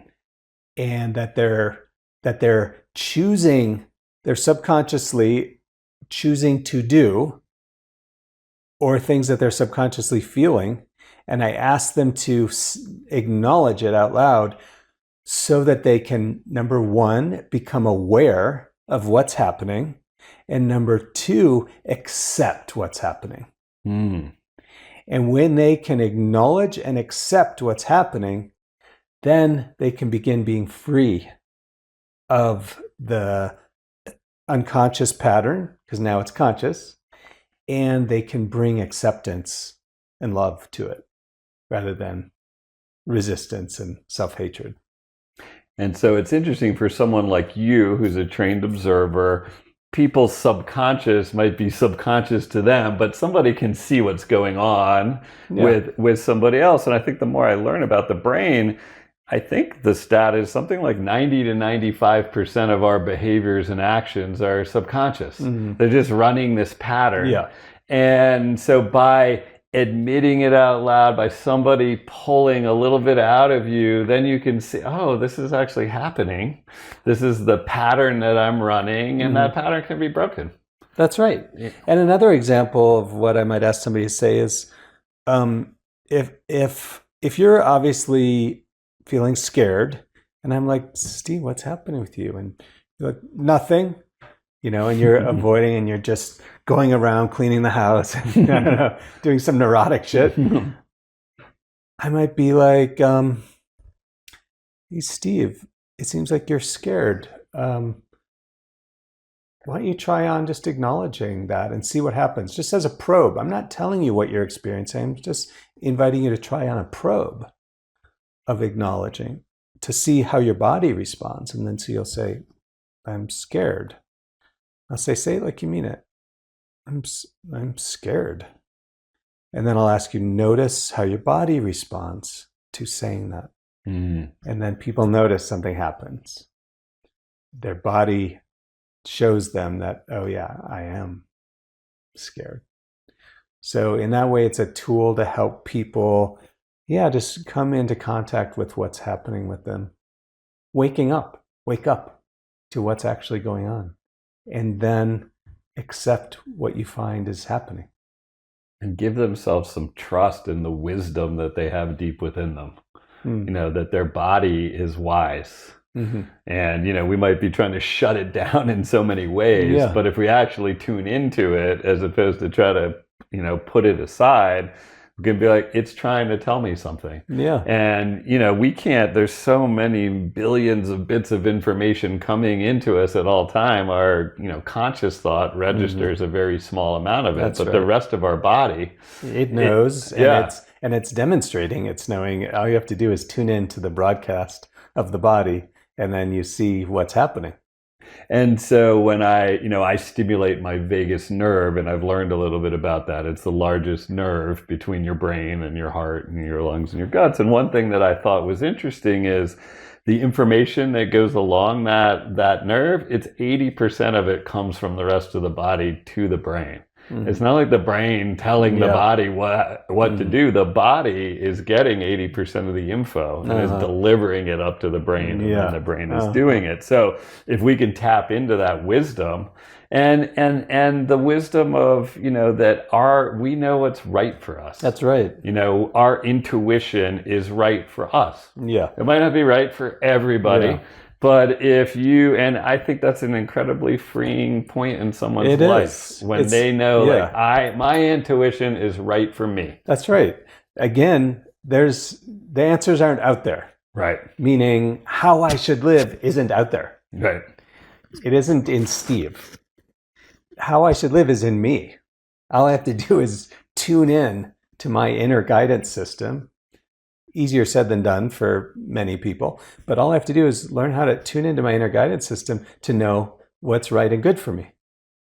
And certainly I evaluate information, but the one who's evaluating it is me, and feeling it out and getting a sense and a knowing of what's the right way to live, what are the right choices for me, what things to say no to. And so really we can relax down and in, and just tune in to what's my inner guidance system? What's the inner GPS telling me?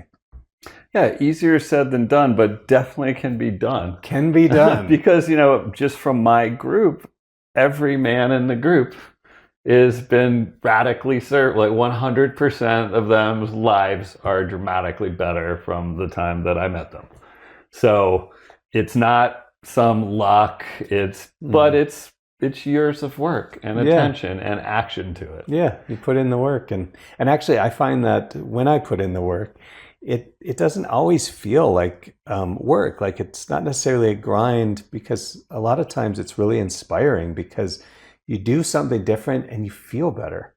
It's like, ooh, I like that. I got good outcomes from that. Yeah, I think the work, that term makes it sound a little bit. I would reckon it to sort of like going to the gym. Like if you haven't been doing it for years, yeah, the first few times you like go to the gym, you might not want to go, but that once you hit that sort of switch, and you're not some super athlete at that point, but something's happened and you're like, oh, this is good for me. That's right. And you actually like it. And so like the work is great. I mean, my best friends have come from the work, but better relationships. That's right. It's fun. It's not like this hard thing. There was anxiety at first because I was very scared. Me personally, my dynamic was I was very scared of what was going on inside. Yeah. And so there was some time, but it's been the best thing in my life to be a part of that. And all along the way, I've met the coolest people and my best friends and my partner and all of it. So I don't want people to think the work is like some like grind and then like 8 years later you feel good. No, you start feeling good. You start feeling better, and it builds on itself. That's right. And now it's just like, for me, I'm excited about what the new thing is. What do I learn about myself that's kind of iffy, and how do I do it? Because I know I can move through something now. Yeah. And you so gained confidence, and you've experienced the goodness that comes from working with yourself, and the goodness that you are able to create in the world and your relationships, and then you just want more of that. So you're just like, oh, now I'm going to do the next thing. So I think we've probably convinced some people that men's groups are a pretty cool thing, and not everybody lives in Boulder where we live. You can find a men's group leader. I mean, you're one of them, and you're very well known in the community, but there's a lot of men out here. People in other places might not have access to that. So I guess a two-part question. If somebody is looking for a men's group, how do they figure out if a leader group is a good one to join? And if they don't have those resources, how do they start one themselves? Yeah, good question. Well, there are national kinds of, or maybe probably some international men's groups, and you can maybe find a local chapter of that, and you'll be able to research them a little bit to be able to get a sense of how they do things, and what's good about it and what's less good about their approach. There's benefits and drawbacks to everything and every way of doing things. And then you can also just ask around to therapists in town, wherever you are, and things like that, and ask them what they know about. And then there's also like Psychology Today, Therapist Finder, and you can search for men's groups. So that in terms of logistics and practicality, there's those kinds of things. And then in terms of knowing what's the right one for you, I would say, get recommendations and referrals from people about who've had a good experience. That's, has some reliability to it. And then I would say meet with the person, whether that's over the phone or Zoom or in person, the facilitator, and get a feel for them. Ask them good questions.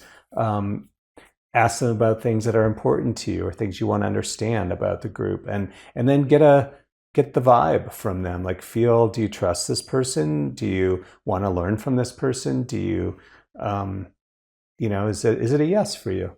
That's pretty helpful. Yeah. And then, my experience of it is we did a year with you, and then we've intermittently sat with you for 8 weeks here or there, and it's been of real benefit. And some of the guys did more than a year with me. Yeah. They're guys who've done up to 3 years in a row. Right. Yeah. But anyway. But I would say it's just more effective when you're there.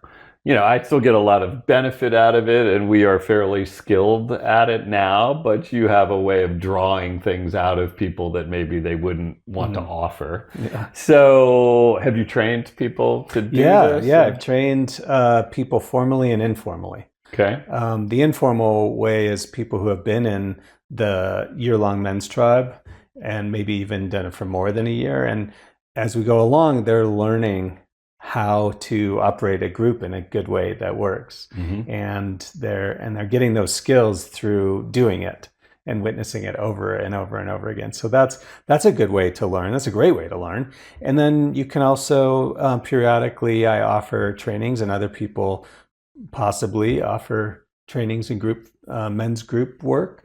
But usually the best way to learn how to run a men's group is to be in a men's group for a long time and be paying attention to the tools and the skills. Now, some men's group facilitators and leaders have therapeutic training, like I do, training in psychotherapy, coaching, whatever, and they're going to be able to bring a lot more to the table, honestly. I'm not saying that people who don't have that aren't good men's group facilitators. Maybe they're amazing. I don't know. But I'm really after transformation and helping people become more awake and more free in their lives and free of suffering, and not just improving circumstances out there, like I talked about before. So I would get clear about what you want, what you're looking for, what's most important, and then seek out somebody who can legitimately deliver on that. Nice. And so we've talked about some of your tools and men's groups, and then the other big area is relationship work. And so how do you sort of view relationship as a path for growth and part of your, I guess, evolutionary curriculum? Yeah, I love this topic. First I'll say that actually the bigger statement I can make is that life is the guru. Life is your curriculum, meaning all the ways that life doesn't match your expectations or your preferences, that is curriculum for you, an opportunity to drop resistance and accept. And that is as I understand it, the essence of spiritual work. That's the essence of spiritual work in my understanding and opinion. And so in that sense, life, the weather is, all of that is your guru and is your teacher, inviting you all the time to stop resisting and start accepting what is, and to practice that way. Okay, now relationship is a very unique kind of path and guru, because most people are so motivated to get into a relationship and to maintain a relationship, because it's so important to most people. And so we're motivated to do the work more than we might be in a lot of other areas, number one. And number two, relationship is very activating. If you've been in a relationship, it can be, not all the time, but it can be very activating somewhat frequently. And there's a good reason for that, is whatever injuries or attachment experiences we had with our primary caregivers in early life, then those surface in our relationship with our new attachment figure, who's our partner. And so we tend to get most of activated by our partner, our parents, and our children. And I'm not saying everybody out there is totally activated all the time, no. But that if you are, it's probably mostly in those especially in those domains. And most people find relationship challenging. That doesn't mean they don't have a good relationship, it just means that it's hard because of the activation that arises. And so in that way, it's a fulcrum of evolution. It's regularly, chronically, maybe somewhat consistently surfacing stuff that's disturbing or painful, that's asking for attention, that's asking for integration, that's asking for acceptance, that needs your attention. And in that way, relationship it so reliably does that. If you give it enough time, it reliably does that. Maybe not in the first few months, you're in the honeymoon phase, or 6 months, or whatever, but come a year, 2 years and beyond, you're definitely gonna be hitting some stuff, some core stuff, and you're gonna need to either repress it or address it. Repress it, it just keeps it locked in you, and you haven't taken care of it, and it's going to keep surfacing. Address it, and you can metabolize it and start softening it. And so in this sense, the way that I'm talking, how relationship will reliably bring up our deepest, most disturbing core wounds, and ways that we close our heart, close down, reliably brings us into those places where we want to close and shut down and tune out and all that. But we're motivated to maintain relationship, to stay in it. And so it is a unique evolutionary context. Many people call it the fast track. One of my teachers, Chogyam Trungpa Rinpoche, said relationship is the fast track to awakening. And it's for I believe for these reasons. It shows us where we go unconscious, where we close down to life, where we resist what's happening, and it puts that right in our face pretty frequently and disturbingly. So what's the fastest way to get unstuck if you're in the midst of a challenging relationship? Fastest way to get unstuck. Okay, I have a few different things to say about that. Number one, become aware of what's happening. Number two, and these aren't in order, but a particular order, take responsibility, take ownership, acknowledge what's yours, and stop resisting, denying, and being defensive and defending. Number three, make sure you have a partner who's willing to do the work with you. Well, be willing to do the work, and make sure you're with somebody who's willing to do the work. That's required. 4, if I'm on number 4, get, if needed, and many of us need it more than we think we do, get with somebody skilled to get their eyes on you. Get with a good relationship therapist or a relationship coach to have their eyes on you. Because again, back to blind spots, we have them, and relationships as a whole have them. So partner has blind spots, I have blind spots, and the relationship maybe has blind spots. So my partner is probably seeing my blind spots and telling me about them, or complaining about them, or both. And I'm telling her about or complaining about her blind spots because they're uncomfortable for me, the things she's doing. But who's aware of the relationship blind spots?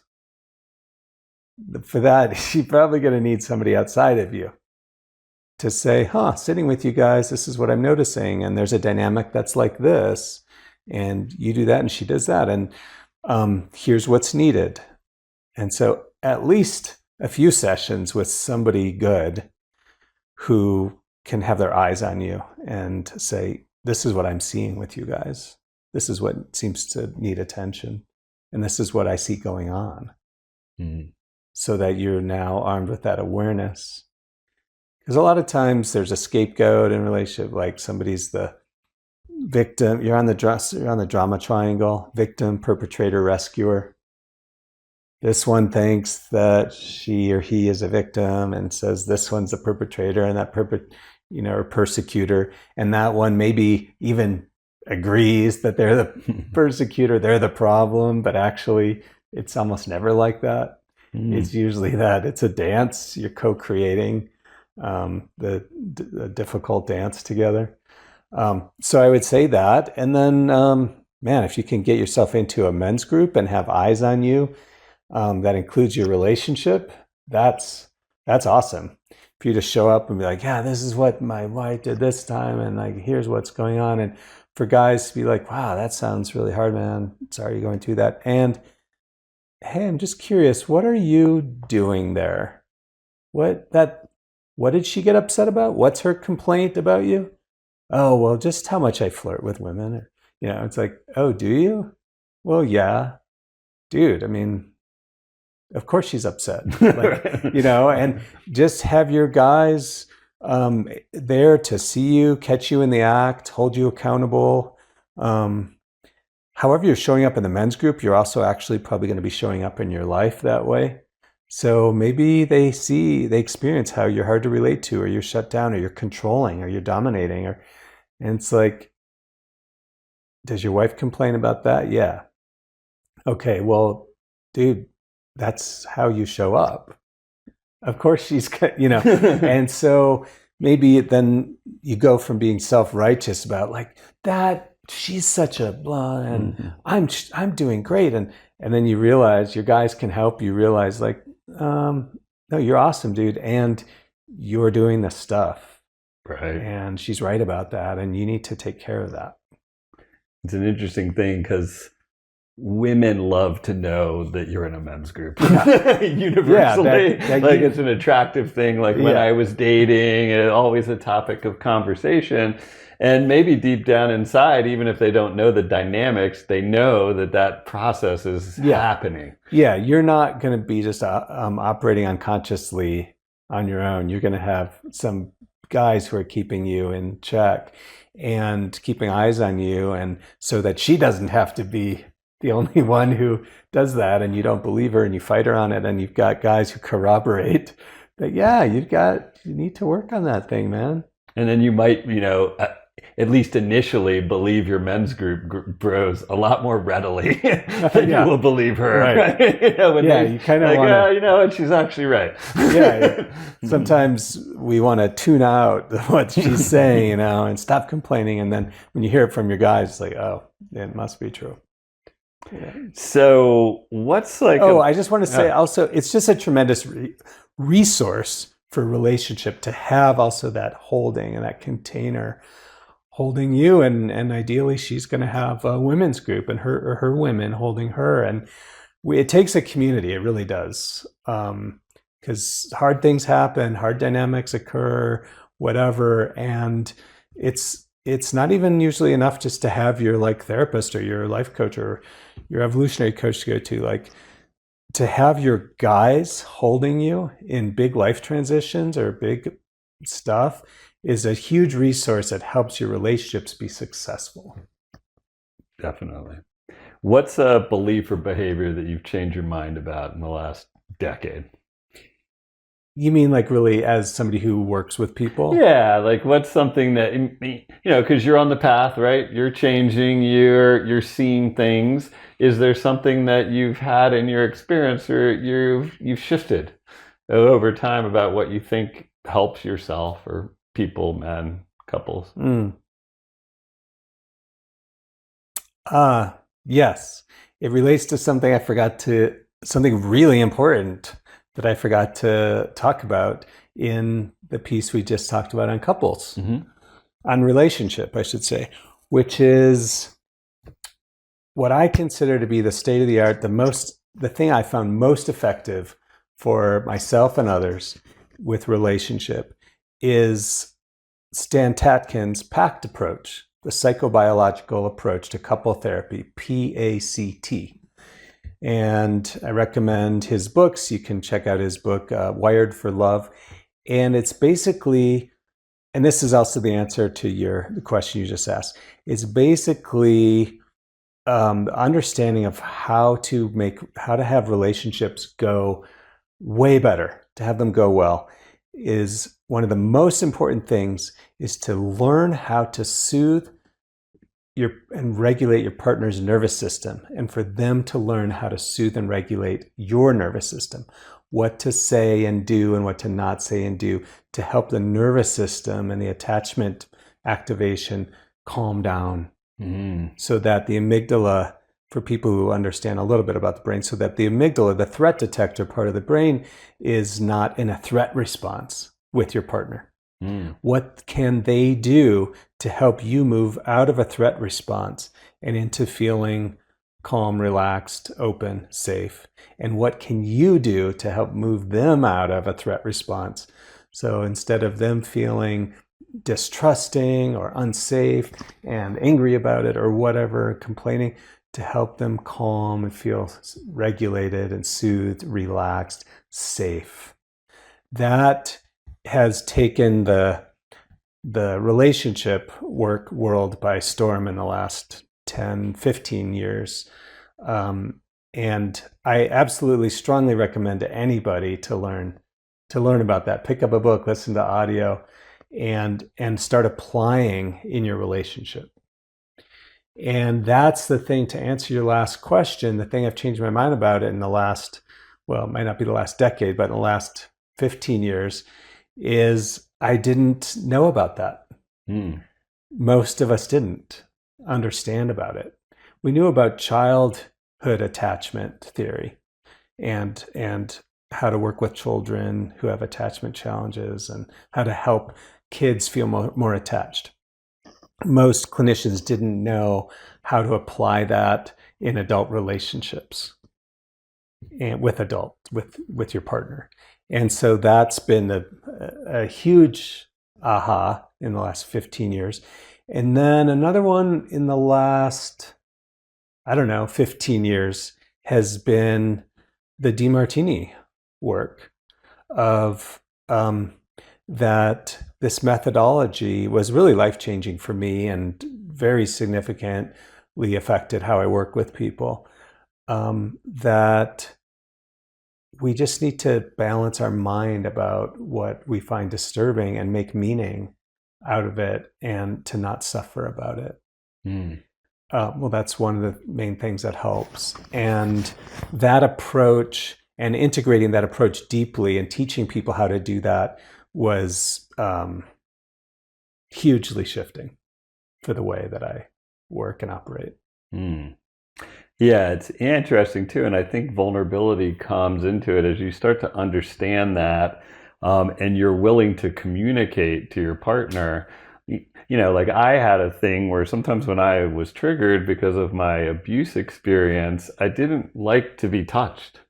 And I used to just suffer through touching because I felt bad. Like, my partner's trying to soothe me. She's being nice. I feel like shit.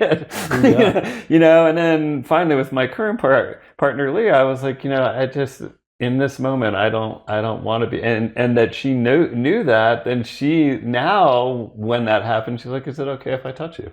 And then sometimes I'm yes, and sometimes I no. But basically, what she's communicating to me is, I'm listening to you, and I want to effectively help to soothe you, and I'm going to ask you how to do it. Yeah.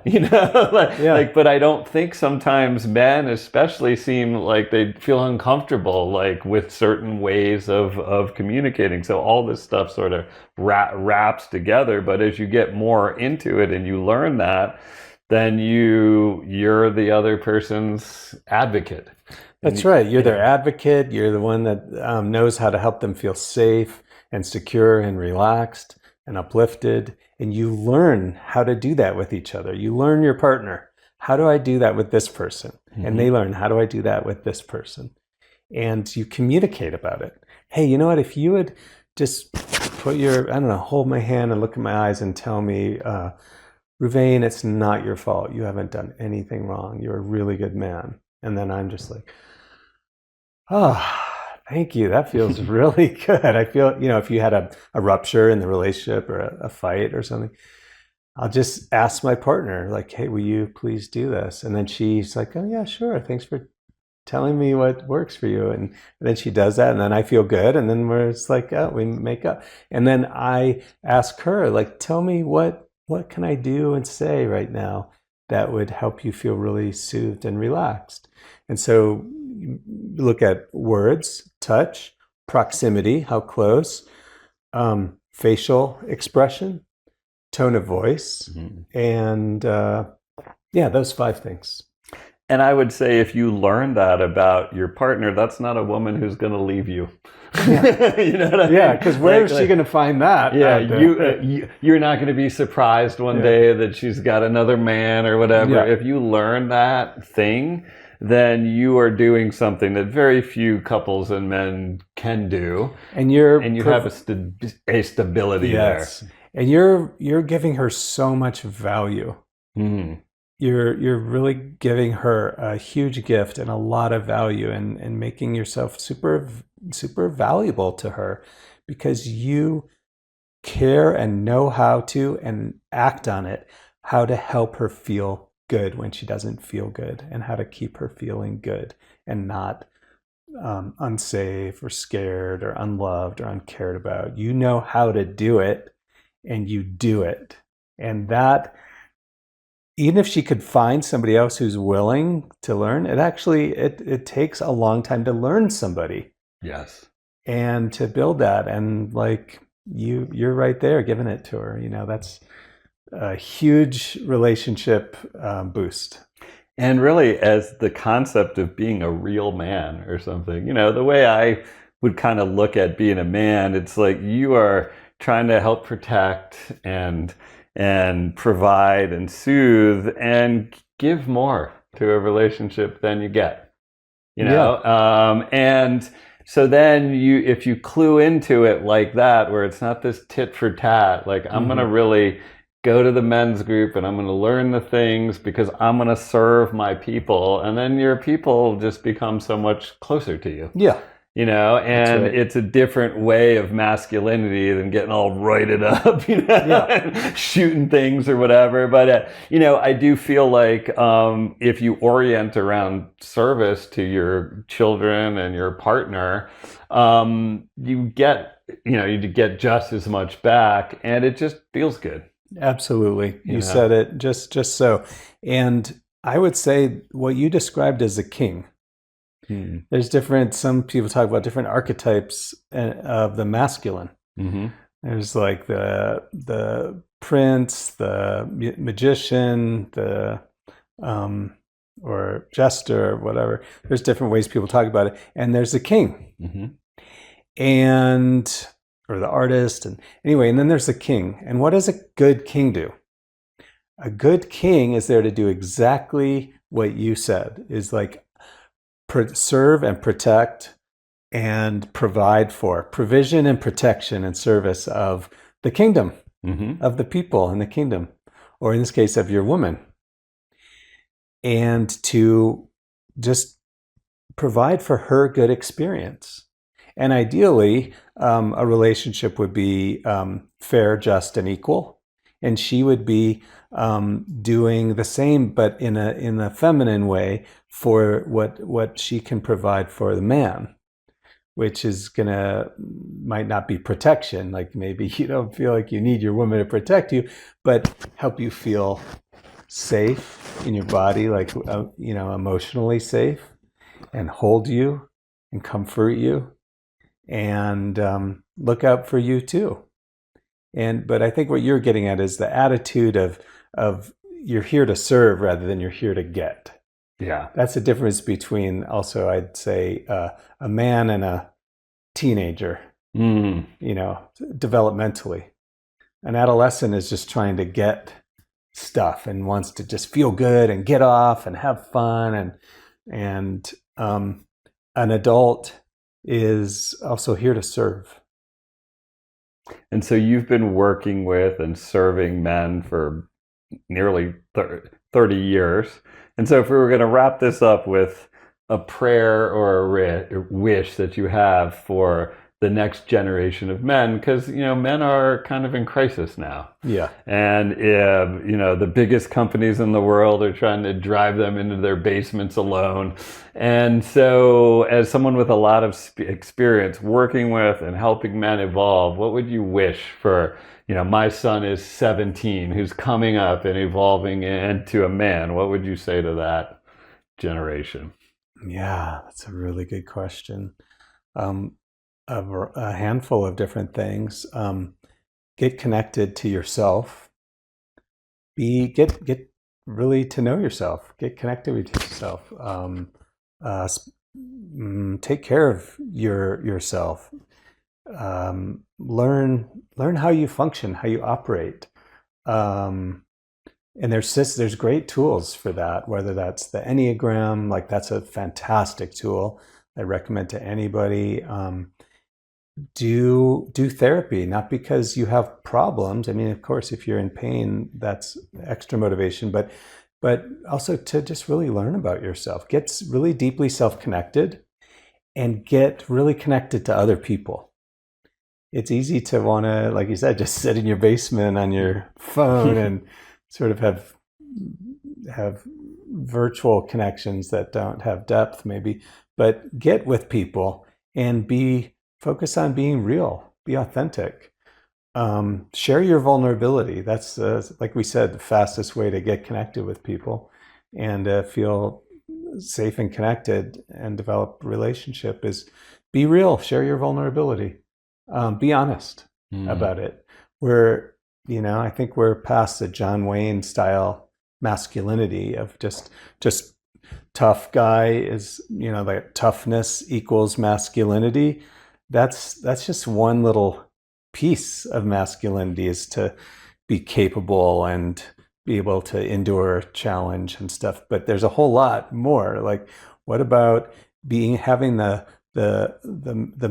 masculinity, the strength to face yourself, face your inner demons, the things you're running from and hiding from.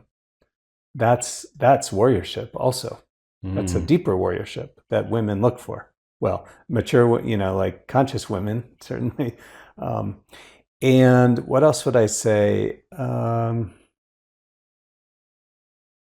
Yeah, be in your body, be in nature, and be with people that you care about and respect, and learn from them, and share yourself with them, and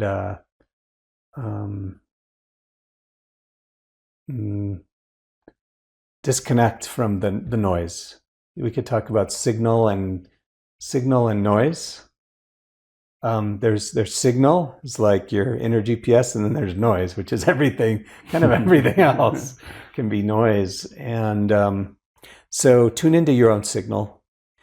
The other thing I would say, just more tool-wise, is clarify your values and your purpose in life. Your values. I like the DeMartini, it's a free online values determination. Fill it out. Clarify what it is that's most meaningful and important to you. That's your values. I'm not talking about moral, ethical values right now. And then from your values, clarify your life purpose. What am I here for? What is my design? What is this life for? What am I living for? What am I here to serve? What am I willing to live for? Or in some cases, for people, even die for. Like Gandhi he's like, this is it. I'm willing to live and die for this cause. Freedom and justice and equity and equality, like all those things. So what's your purpose? And if you can't identify that on your own, connect with somebody, a therapist, a coach, somebody, or me, to help you identify what your purpose is. And actually, it's not hard to do. Somebody who's good at it should be able to help you do that in 1 to 2 sessions. Don't take a 6-month course and find your purpose. That's that can be done much easier than that. Well, this was an awesome conversation. I feel so blessed to have had Me this time. too. And Thank you so you much for giving it to me and to the people. And thank you for having me, Steve. I love connecting with you and talking about these important matters. And appreciate it. Thank you so much. Love you, man. Love you too. Thank you so much for joining the Neuro's Journey podcast. If this episode landed, share it with someone who needs to hear it. The real medicine is in the connection, and this community only grows when we reach for each other. Subscribe so you don't miss what's coming, and if you have a minute, leaving a rating really helps more people find this work. And keep showing up for your own journey. Every small act of courage matters. For you, for the people around you, and for all of us. I am so grateful to be walking this path with you.